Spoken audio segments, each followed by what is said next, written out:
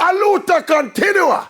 The struggle continues between the Jamaica Football Federation and Beach Soccer Jamaica, with a court date now set for January 2025 for the court to officially hear the case, which will determine not just the legal or legitimate status of Beach Soccer Jamaica, but depending on the outcome of the case, the recent JFF election could still be declared null and void. Alas though, this might well turn out to be a victory in the end for Miss Pat Garrell and Beach Soccer Jamaica. But conversely, this is the kind of case that could bring Jamaica's football to its feet.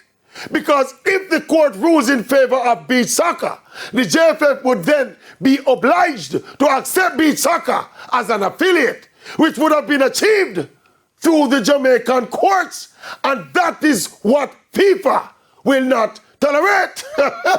So eventually, this could be still risky business for President Mike Ricketts and the JFF, and also for Jamaica's football. So twists and turns there might yet be, if and when Beach Soccer Jamaica is set free.